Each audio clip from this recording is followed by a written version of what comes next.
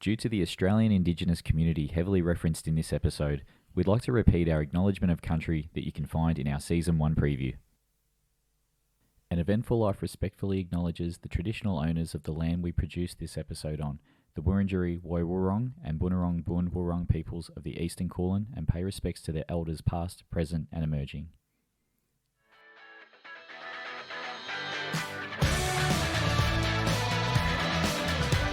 Hey everyone, and welcome to An Eventful Life with Brad Cox and Shane Buzzer.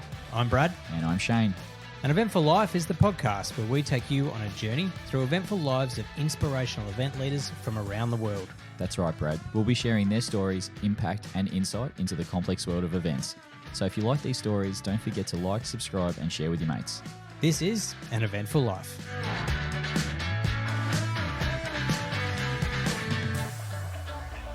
Hello Shane, how are you mate? Welcome. I'm good, Brad. How you doing? Yeah, all right mate, very good.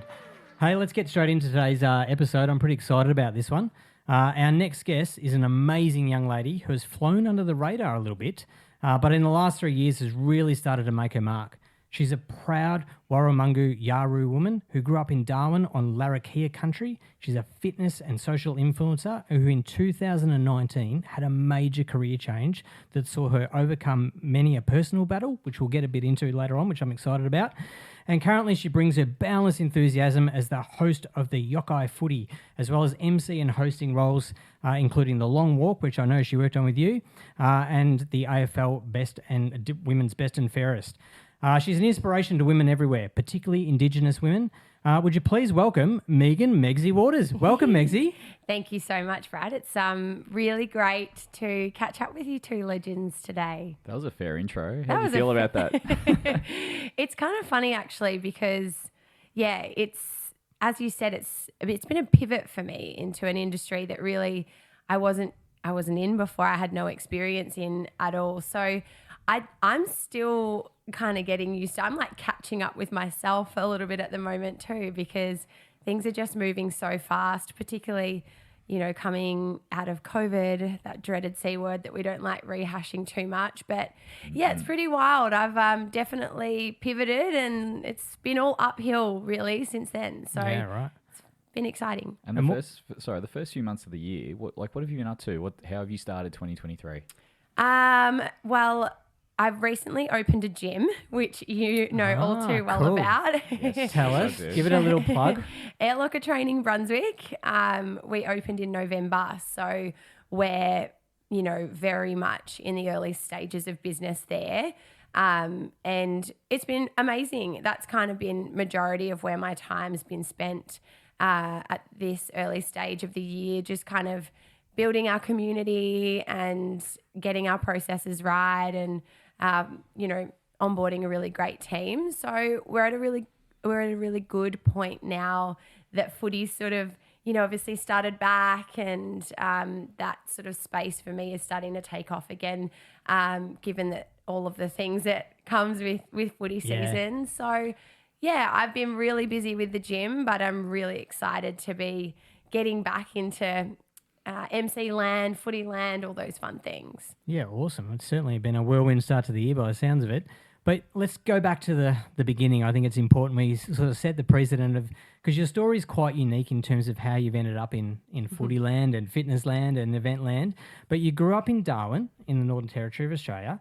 What was it like growing up there and how did your work life begin? Yeah, so, I mean, Darwin is just home. It will always be home despite living in Melbourne now for, I think it's the last 12 years I've lived here.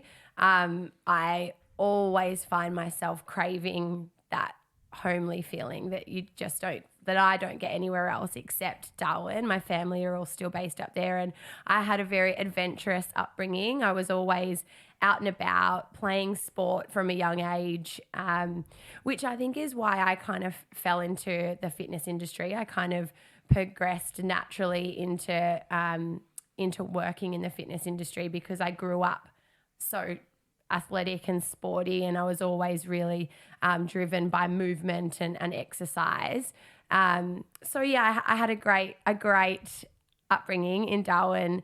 I head home regularly, probably not as regularly as I'd like, with life just kind of being full steam ahead of late. But yeah, I love it.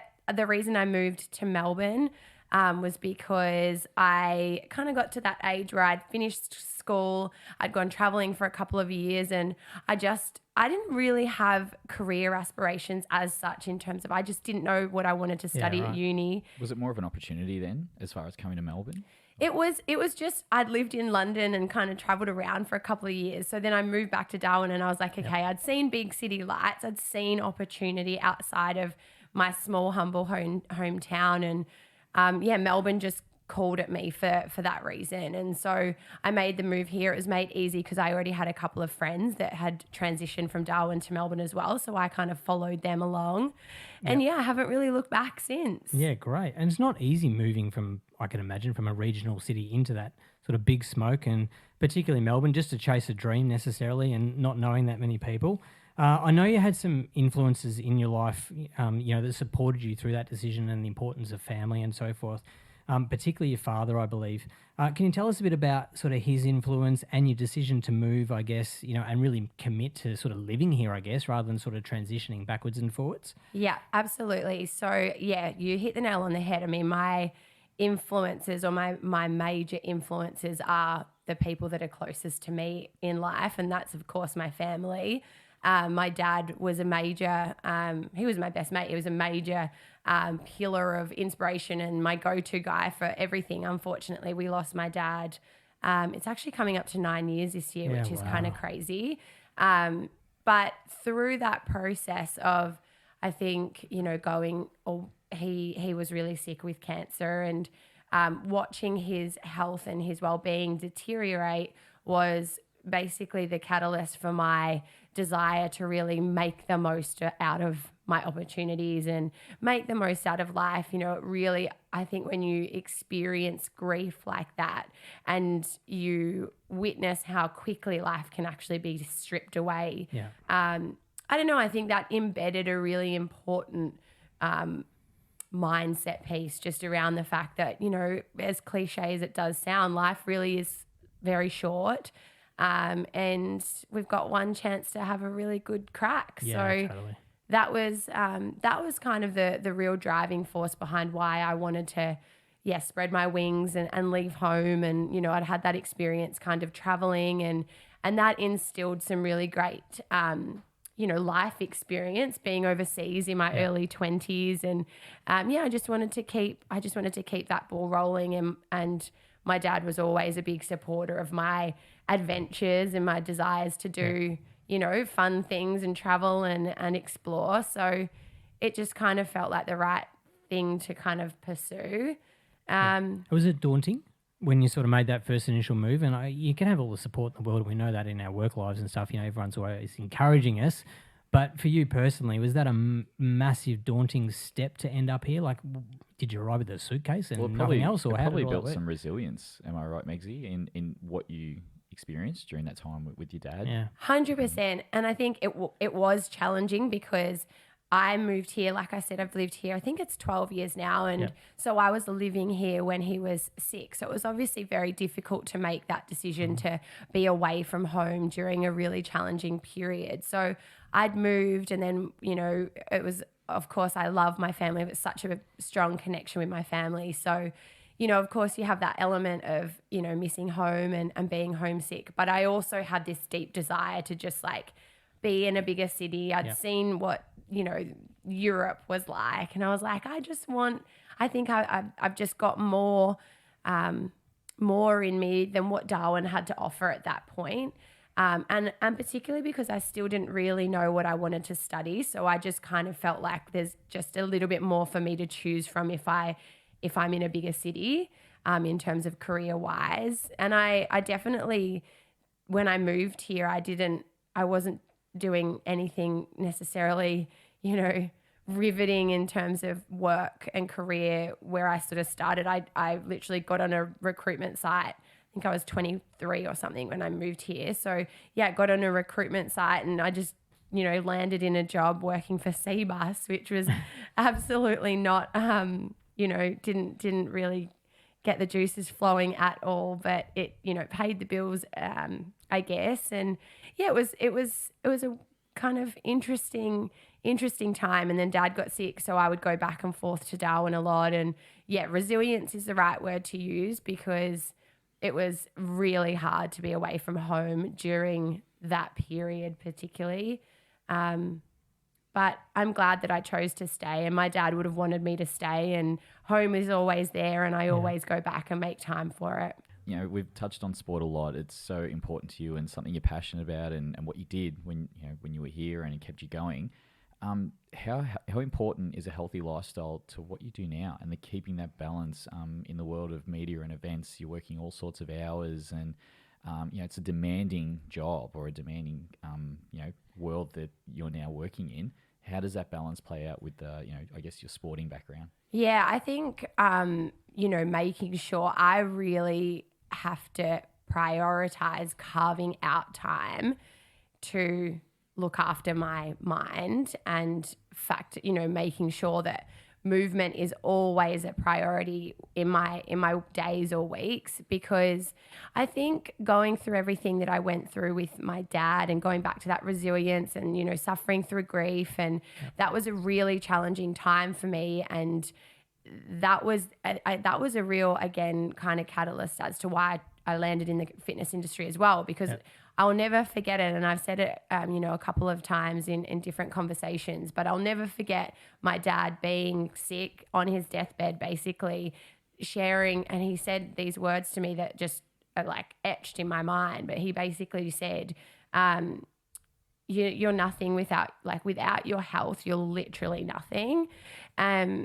And that just stuck with me ever since. And that was the reason, a big reason why I decided to pursue my Cert 3 and 4 in fitness.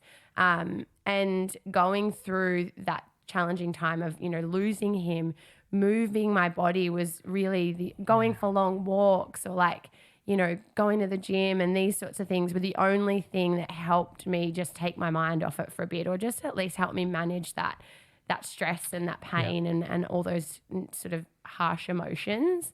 It's such an important part too, I think. And so I think powerful. it's, we underlook it a little bit, particularly in this industry, which has got such a massive background in sort of burning the candle at both ends, working stupid hours, non-stop, go, and we don't say no. And as a result, there's so many that have, don't look after themselves. And I mean, Shane and I are big believers, obviously, in that healthy lifestyle and that balanced lifestyle as well, and it's becoming more and more important. But to hear it from you, sort of stepping in, I guess, from a different industry into an industry that we've sort of grown up in, and what you see, and unfortunately through COVID was a bad period too.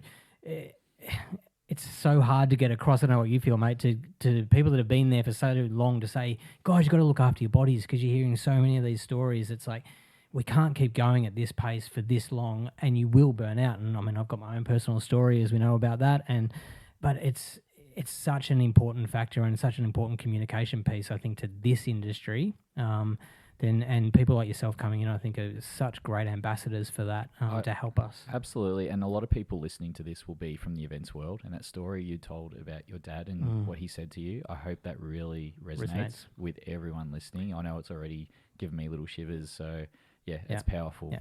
Oh, 100%. And I just, I think even when it comes to looking after yourself, and, the last thing sometimes, especially because I worked in the hospitality space as well for a long period of time before awesome. I loved it. I was so good at pouring drinks behind the bar. It was I'm such an extrovert. So I love being in any social kind of setting. But I would remember, I used to work in a backpackers bar in Darwin, and the hours, you're not getting home sometimes till 4:00 in the morning once you've cleaned up the bar and done this.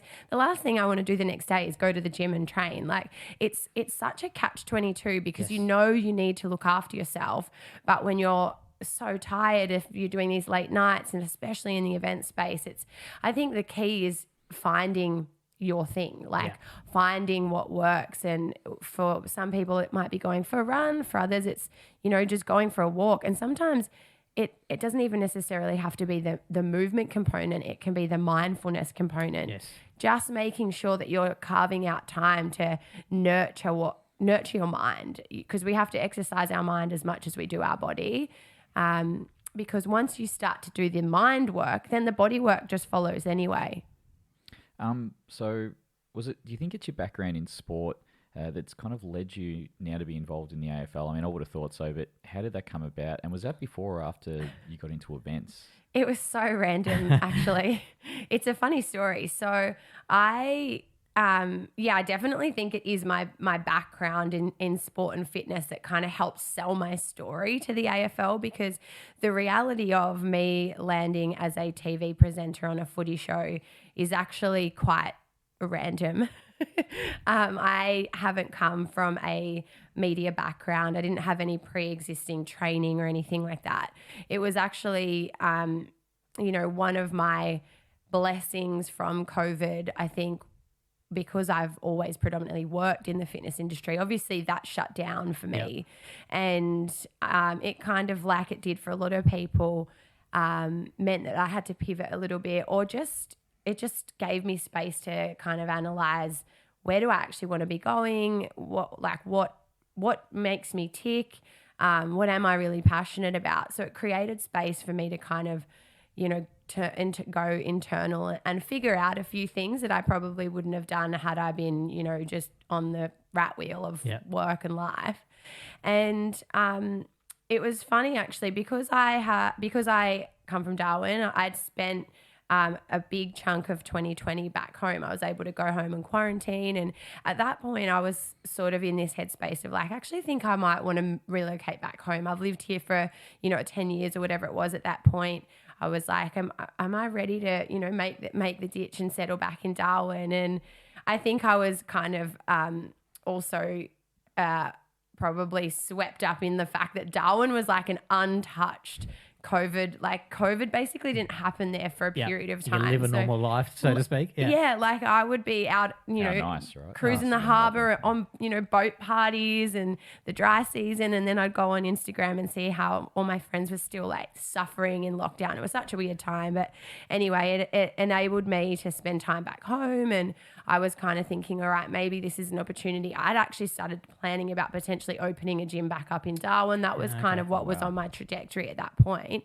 And it was funny. I had this, I fully told everyone in my life, I'm moving back to Darwin. I told all my friends in Melbourne, I'm moving back.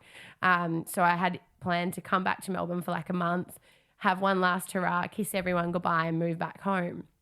I told my mum, I told everyone, I'm coming back to Darwin. And then of course I got back to Melbourne, and it was, lockdowns were sort of starting to ease, and it was November or December or something around then, and the weather was starting to get good. And I was like, oh, actually, I really like it here. Yeah, I really like it here. Now I remember why I've stayed here so long. And at that point, my housemate had kind of given me an ultimatum. She was like, you've got literally till Christmas. You've got like a month to figure out, are you coming or are you going, basically. And I think because I'd turned my receptors on at that point, and I was like, okay, universe, like what's for me, what's happening? And within that week, things had sort of started to pop up. A few emails and opportunities were sort of presenting. And one of my old clients who I used to train at a boot camp in Elwood landed in my Facebook messages, and she was like, hey, Megs, I've been thinking about you, and I just thought this is probably a bit left of field, but I thought I'd reach out just to see if this is of interest. But basically we're casting for this footy show. We're looking for a female Indigenous lead. You don't have any media experience, but you've got the right personality. You can talk shit all day long. So you'd be great at a footy. At home. Lock me in. Yeah, you'd be good. You'd at least nail that component of it. And I was like, you know what? Fuck it. I've got nothing to lose. Like what have I got to lose here? I'm going to get, I think going to interviews is a really beneficial for just experience. So I was like, you know what, I'm going to go and do the interview process. That'll be really good for me to just gain. I haven't done an interview for so long. Yeah. So I was like, I'll get to go into AFL House and, might rub some shoulders with some cool people in there. And that was kind of as far as my mind took me in terms of that opportunity. I didn't think it would eventuate at all. Did you debate it for a little while before going through that process? Like, did you sort of have those mindfulness thoughts to yourself and sit on a beach and look at, or was it just like, nah, stuff it, I'm going for it? I was just like, you know what, I'm going for it. Like, nice. I had not one, like, and I think, yourself. But also because I didn't have any expectation that it was going to go anywhere either. I just fully went into it with an open mind and no pressure. Like I I prepared for it, of course, but I wasn't like stressed, or I wasn't like, I didn't have everything riding on this opportunity. So it was just like, I just went in and, you know, it was just real chill about it. Yeah. It was Exactly. super chill. And then, then that went really well. And then they called me back. This was at the point. So I came on board. They'd already done a season of Yokayi, which was why that they were, looking to, you know, re-engage another host, just because the first season happened in 2020. So I think the first season they filmed like 12 or 13 episodes with no footy. So it was a bit of a hard one to start for the original hosts of the show at that point, because it was, you know, it was a really challenging year for everyone. So the first season that I did was with Tony Armstrong, and we know the success that he's having, you know, since he's really stepped into the media landscape. But yeah, we did a chemistry catch up and got along like a house on fire. And then I'd get like messages from my references, and they were like, "Oh, we've received a call from the AFL today." Was there a point you went, "Oh my God, this is happening"? Yeah, that point. I was like, were they "Shit." saying, what the fuck is this? Yeah, they were like, What are you doing? Yeah, I kind of worded them up, but I just didn't think it was, you know, and I was like, this is not going in. But it was that point that I was like, oh, okay, cool. This might actually happen. And then, before you know it, we were on set, ready to record a footy show, hair and makeup in the chair. Were you daunted, or were you still kind of going, I'm just going to go for broke? I was shitting myself by that point. What have I got myself into? Yeah, at that point, once I realised what comes with being in a space that you've never been before, and the pressure, like I probably put way too much pressure on myself, but naturally that just, you know, if you're a bit of a, you know, a perfectionist, go-getter type person, the pressure was on. And so the events world came, you know, and called you and brought you in, and here you are, and you are everywhere. So how did that transition come about? Was it pretty quick after, you know, Yokayi started, or? It was the thing is, I'm actually, again, some of the things that I'm grateful for about COVID is the space that it created. So season 1 for me was 2021, which was amazing because I knew that I had 28 weeks worth of work. That's when we met. Yeah. 2021. Yes. Yeah, initially, but then obviously the long walk didn't go ahead. So it was kind of great because it gave me the space to really focus on Yokayi, like just purely focus on, you know, on the show and get my bearings of being on set and in a studio and how that all works. And then, you know, kind of it was deflating at times because, well, the reason that we met, Shane, was, you know, obviously because of the long walk, and it was difficult because I was having these amazing opportunities presented to me. One of the first big ones was to MC the long walk in 2021, but of course I think it was like 2 weeks before that was meant to go ahead. Suddenly we're going to Perth. Shut down. Yeah, exactly, lockdown. And so it was difficult because it was like I'd get my hopes up to do this fun stuff, but then, you know, COVID kept ripping that away. But in hindsight, I kind of look at that and think, actually, I'm so grateful that that happened for me in that way, because when I came into the second season, 2022 for me, with the show, I felt really comfortable being in my chair by that point, and I understood how you know, recording a TV show worked, and I had a much better grasp on who all the players were in all the teams. You sort of learnt one industry, I guess, and one job, which I assume then allowed the opportunities to sort of flow in other areas, so all the event stuff and so on. Exactly, yeah, hit the nail on the head. That's exactly right. So come, you know, the Long Walk 2022 when it was back at Fed Square, and Dreamtime was back at the G, and which you also hosted that night. Yes. Yes. Yeah, that was a friggin' massive day. Yeah. I was riding. They always are. Yeah. I was definitely taking some deep breaths that day, but yeah, you know, it's been pretty awesome. I've kind of randomly, you know, I think again, going back to being quite an extrovert and enjoying people and, you know, feeling confident in talking, it just, you know, naturally people were like, oh, would you be interested in emceeing my event? And I think because, well, for one, COVID stripped so much away for so many people, but also too, I'm just like, I'm just you know what, let's just give everything a try, because if we, you know, how am I going to know if I don't like it or if I'm good at it if I don't? And that was kind of my mentality around, you know, being asked to MC things. I was like, you know what, I've never Just give MC'd. it a go. Yeah, I think the first event I actually ever MC'd was the Essendon Fields. And, which I was going to ask you about, because you talked to us about how you prepare for TV. So now that you're in the event space as well, what's the planning process? And the reason I ask is because you and I have walked on the long walk. You're familiar with the AFL landscape, which, you know, that event encompasses quite a bit. Essendon Fields is a community event in Airport West. How did you prepare for an event like that, and any event that you are now hosting or MCing? Yeah, definitely. You just have to you really have to prioritize carving out time. And especially what I am finding difficult now that I've got a gym as well and all these other things going on is that time is becoming shorter and shorter and shorter. Yeah.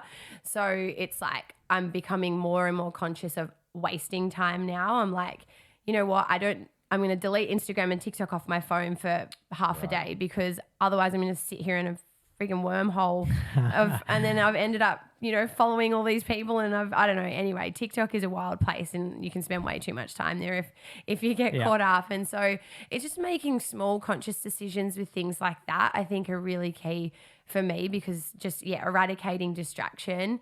But that was definitely a challenging one to prepare for, because for one, I had never MC'd an event. This was the Essendon Fields Centenary Day. And, you know, it was kind of pitched to you as a community event with what happened was a lazy 25,000 people showed up that day. It was wild. And there was like huge. live music and like entertainment and all these things. And I was like, shit.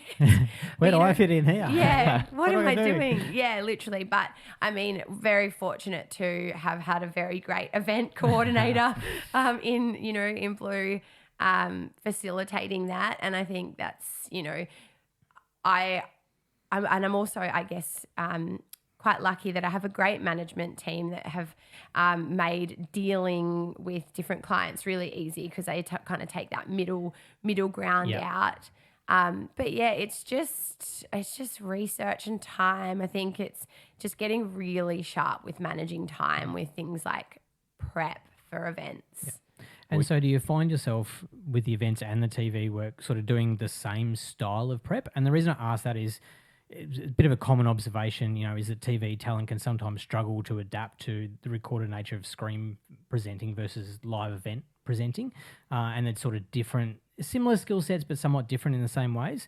What are your thoughts on someone that's sort of worked in both sectors and on the rise in both, and all this prep work do you do? Do you find them similar, or are they very different? I would say my method is probably quite similar in that with the show, for example, we get sent, like when we're done here, I'll go and, you know, read over my notes because we get sent our run sheet the day before with kind of an outline of what our script is. So I will usually, with both, like with the script that I get sent for the show and the scripts and MC notes that I get sent for an MC gig, the main thing is I have to be by myself. I can't be, you know, watching maths in the background while I'm trying to do that. Anyway. I just cannot do it. I have to be in my little zone where I can read out loud. I find for me reading my scripts out loud over and over and over and my MC notes to articulate how it would sound, you know, for one on telly or at an event. Yep. So in terms of that prep is probably quite similar. I haven't done a great deal of MC events that have really put the ball in my court as an MC, which I think is really helpful. I think from a talent perspective, it is really handy to be able to really onboard me as an MC with all the information that you need, which you guys do so great at Blue. I think, providing a run sheet with MC notes is so handy for an MC, because then I can go and create it and make it the way that I would read it and articulate it. But at least that way you're conveying all the information that you want to get across. So it's really helpful from a talent perspective when that is kind of provided for you. You took the words straight out of my mouth, because that was literally going to be my next question for all those budding event professionals or event professionals out there. Like, what's the best way to deal with talent and some of the things that help you? And obviously, for someone who does prep a lot, and everyone's different, so some talent like to just walk in and get handed stuff and just go and read it, which doesn't come across as naturally, which I think, the way that you present is very natural, and it probably comes down to the prep work. But for the event professional to come out and kind of go, okay, I need to provide this information early. You need time to be able to prepare. You don't want to just be handed it as you walk through the door. You don't want the changes on the fly. So it's such an important part, and sometimes we overlook it because people just go, oh, no, it'll be all right, I'll just throw it to you. But she's on TV. She'll know it. She'll be right. It's fine. Is there anything else from an event professional point of view, or an event manager or an event coordinator or someone who's preparing you to walk into an event, that makes you feel comfortable walking through that front door going, yeah, I know that this is under control and it's going to be okay? Because it's your name and face that's up there, running this thing and facilitating it and holding all those pieces together. I mean, that's the role of that MC and host, to really facilitate and drive the content moving. I think definitely having pre-meetings, like what I found really beneficial, and I'll use a long walk as an example just because there's so many moving parts in a day like that, was, before we did that, we had like a full team meeting. I went out and I met you. We all sat down. We went through the run sheet together, and I think there's just so much value in doing that as a collective. I think and depends on people's learning styles, but I learn best when I'm in the moment where I can ask the question, because realistically we've got so many things going on. I have a thought and then I'm like, oh fuck, I'm on to the next thing, and I forget that I have to ask that question, and then by the time you've done it, it's gone, 100%. Need a brief for your talent, 100%. There's no question about it. And I think people get daunted by it, like, oh, I can't talk to the talent before the event. It's like, no way. Get on the phone and you need to get to the talent as well. I know about you, Shane, but it's like not to the manager, not a written brief that then gets, Chinese whispers through it, or, changed on the way through. It's like, no, I want to talk to the person who's going to represent this event. I annoy the booking managers and the management for that reason. I just want to talk to them and make sure they are privy to what's happening. And you saw, Megsy, that just works better. Yeah, 100%. And I think that's really key too. Such a great thing to note is that sometimes, and it's, managers have often got so many people that they're managing that, of course, naturally, human error occurs and some things slip through the cracks. Like, some comms, may not get there in time, or you may get it, that little bit too late because I was the 10th email in their inbox versus the first, stuff like that. So I think there's also a great value in having, of course, everything goes through a book, an agent when it comes to contracts and formalizing everything and the logistics. But then I really like that personal connection as well when it comes to dealing with the organisers as well. I think it just makes it easier. Isn't it? You show up on the day, you've had that rapport already. Everyone knows everybody. It's like you can faces, understand names. a little bit about how to approach someone or how to talk to them or just what makes them tick. In a short time that you have with each other. So So I guess moving on, one of the questions we wanted to ask, you're a very proud First Nations woman. Do you feel we're moving in the right directions in the events community in particular, with recognising that Indigenous history and the culture, and the welcome to countries, the references to, say, Naarm here in Melbourne, etc. And do you think there's still a lot of work to be done, or how do you feel as someone who represents that space so well?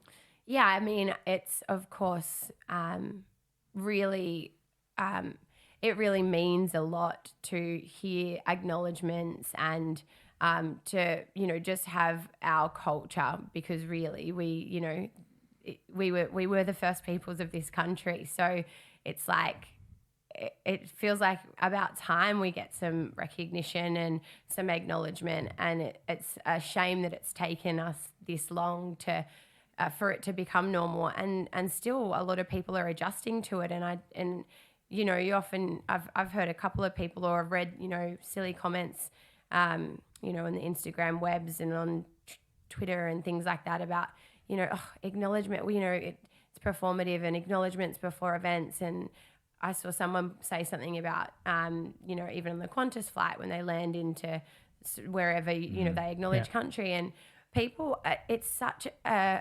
mind-blowing thing for me to think that people just don't realize why that is so important for us as First Nations people. Yeah. And definitely come a long way in terms of, terms of the acknowledgements and things like that. But I think there is so much more that can be done, because it actually can be quite performative, just because you say, oh, I acknowledge, the Wurundjeri people of the Kulin Nation before your meeting or before your event. What else are you doing? Yeah. And I think that is where more can be done.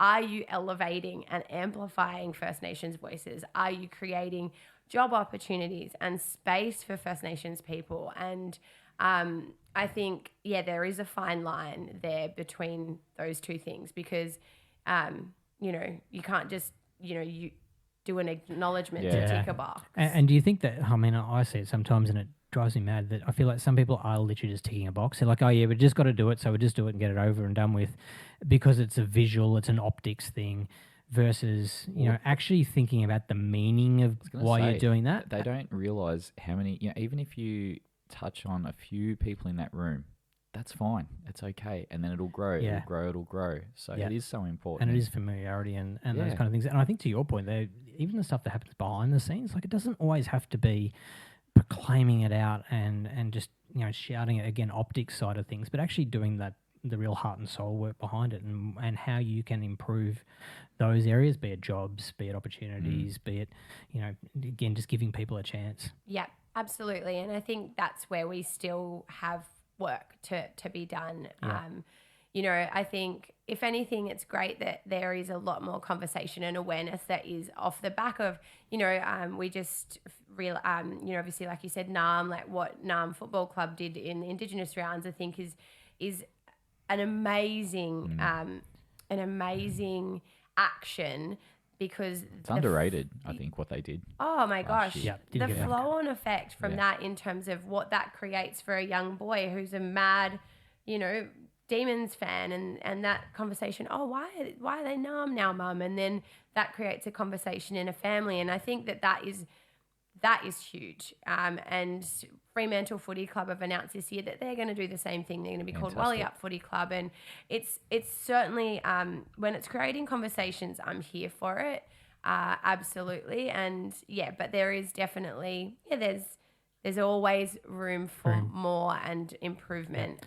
And as the talent piece, I guess, around that, the person that's presenting a lot of those thoughts and a lot of the stuff that's, say, written by producers and event managers and so forth, would you, I assume, would welcome the opportunity, again, going back to that sort of pre-work, to actually sit down with, event managers and go, okay, well, how are we going to do this well, and how can we integrate and give your experience as part of that conversation as well to improve the events? Or even as simple as helping with the pronunciation. And let's be honest, we asked beforehand, but that's fine. We're trying and making sure it is acknowledged, and just asking the correct pronunciation. It's fine, isn't it, Megsy? Really? Oh, 100%. You wanting to get it right means more than just doing it to saying it without care. Yeah, so conviction, and definitely appreciate the additional effort that goes into creating a safe space. And as a First Nations person, often spaces aren't, to be honest. A lot of spaces haven't traditionally been space. Look at footy.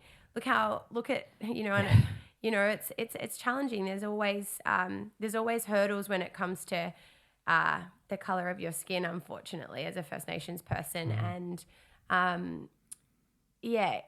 it is really key to be hyper aware of that, and aware that, like, our culture is so rich, and it's 60,000 plus years old. There's so much history and heritage and spirit that is woven through our culture, and it's not easy for a lot of people to understand. Even I'm still learning. And you're never too old to learn about this. Yeah. Never. No way. I think I've got heaps to learn. Yeah. No, absolutely. We all do. Yeah. We all do. And that's,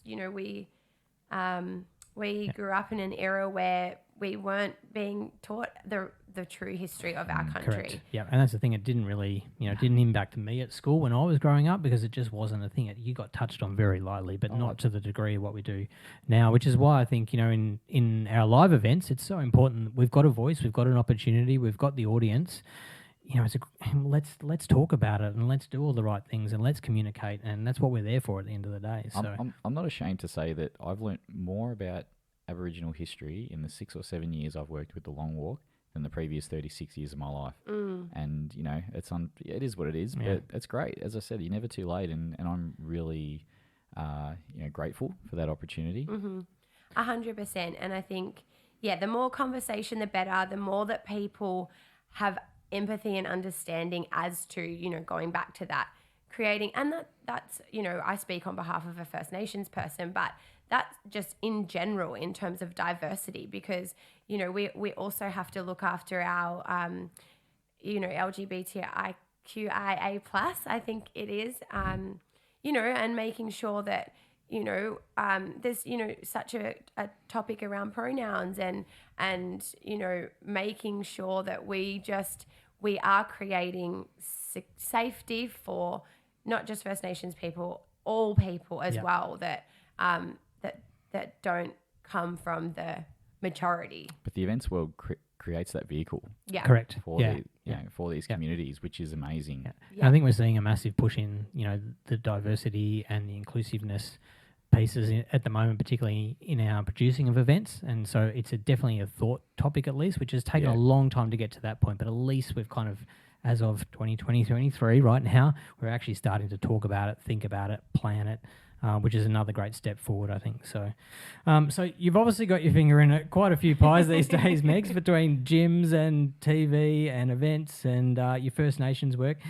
Is there an end goal for you, or in terms of working through which industry becomes a focus, or are you just kind of winging it like you were earlier and taking every opportunity as it comes? She's waiting on the next Facebook message to see. Yeah, exactly. What's next? Weirdly, I think everything that's transpired in terms of my career right now actually all is very aligned.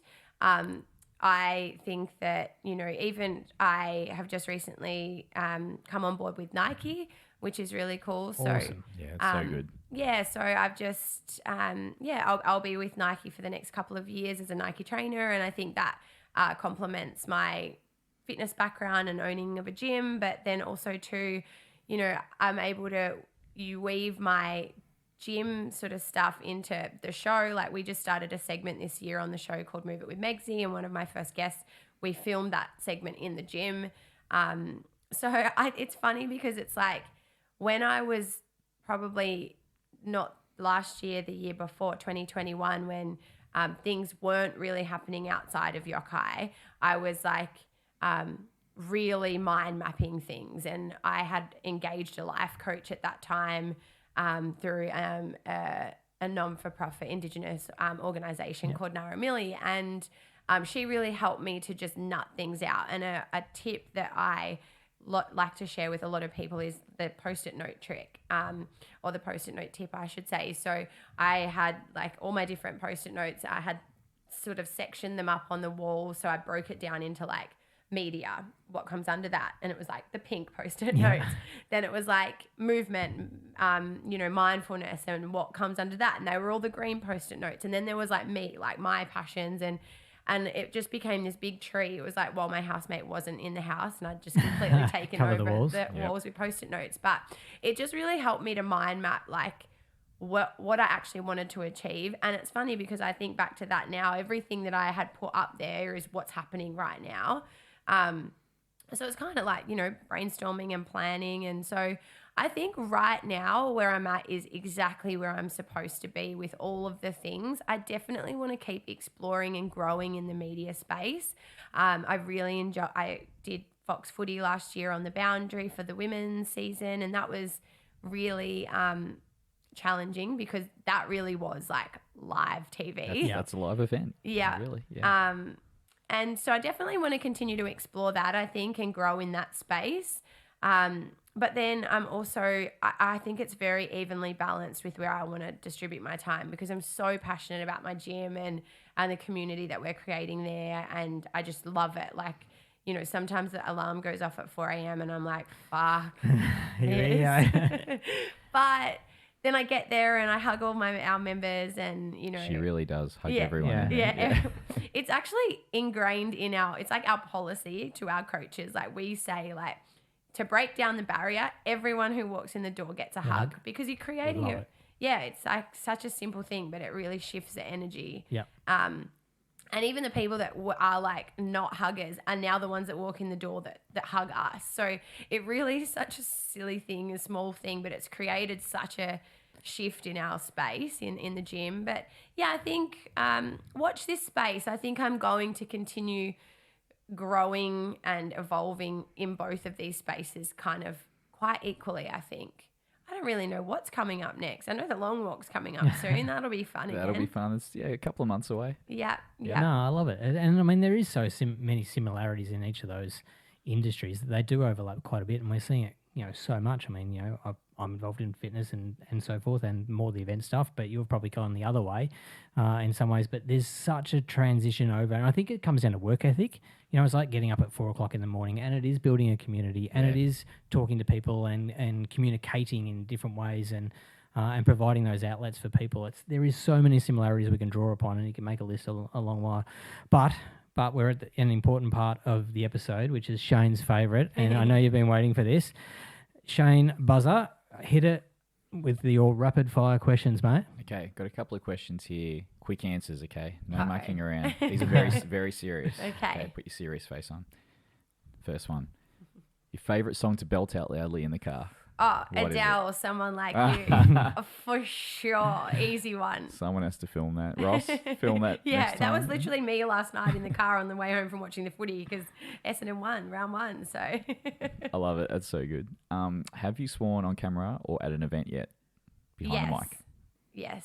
I am from the territory. So the F-bomb. Did you get away with it? Yeah, it was the right moment for it. Okay. It was okay. It landed because it was the right place for it. It's all about timing. Yeah. Who ran a better time at Run for the Kids yesterday? You or me? You, for sure, because you ran the friggin' long one. I probably could have done it too, but look, you can take that one. He's just looking for his little pat on the back. Absolutely. That's why I can't walk today. Number one tip, prevent planners when working with an MC. This is a good one. I definitely think it's key to really onboard your talent in advance in terms of, I like to receive the run sheet at least a week before, if possible. Good luck with that. Yeah. But definitely the MC notes. Like, I don't want to be doing my MC notes the night before an event that starts in the morning. I would like at least a couple of days, especially as an over-preparer. I really like to make sure I feel really confident going into an event. So having at least a full day before the event to really prepare. Sure. Okay, last one. This is a big one, okay? You ready? Because you could upset a few people here. Who wins the 2023 AFL and AFLW premierships? Ooh. This would be good. She's not going to say Carlton, mate. I can tell you. Piss off. Okay. Yes, you're Sorry, right. she's not going to say that. North Melbourne either. I wish that I was going to say Essendon, but I'm not going to say that either. I think that the D's have a strong chance at redemption this year. I think they deserve to play a grand final at the MCG off the back of that year of being ripped off. Not that they were ripped off because they won the grand final, but the Demon Army, I feel, deserve that moment. And I think that they're up to it this year. Yeah. So I think we might see a Demon Brisbane potentially, or if Collingwood keep playing the way that they are at the moment, as much as we all don't like to admit it.